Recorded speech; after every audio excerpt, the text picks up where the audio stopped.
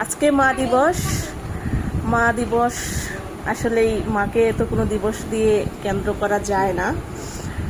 একজন গর্ভধারিণী পেটে ধরেছেন, আর একজন যিনি সত্যিকারের শাসনে, ভালোবাসায়, স্নেহ, মমতায়, আবার বকাবকিতে কাছে রাখেন। আমি মনে করি ঢাকা শহরে আমার আশ্রয়স্থল।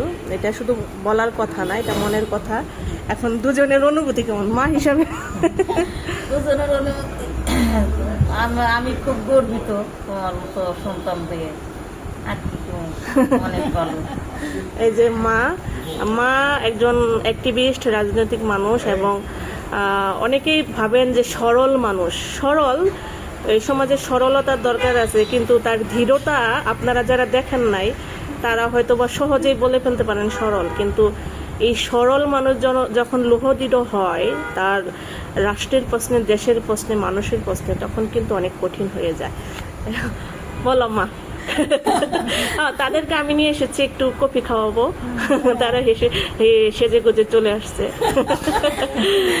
তুই যে ভূমিকা দিছিস হ্যাঁ, আসলে গর্ভে নিলেই যে খালি সন্তান হয় তা না, গর্ভে না নিয়েও যে প্রকৃত সন্তান হতে পারে, তুই হচ্ছিস তার মানে প্রকৃত উদাহরণ আর কি। আমার সুখে দুঃখে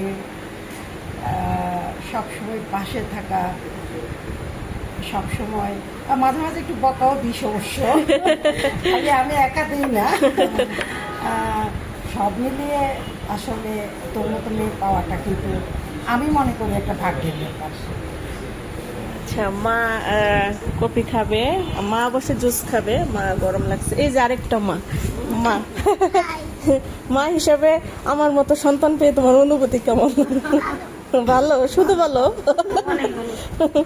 আমি কেমন বলো? কেমন বলো? অনেক ভালো। যাই হোক, এগুলোও আনন্দ। আমার মায়েরা অনেক দিন শতায়ু হোক, সুস্থভাবে বেঁচে থাকুক, এইটুকুই চাওয়া। এরকম সন্তান দেখি তো সুস্থ আছি, ভালো আছি।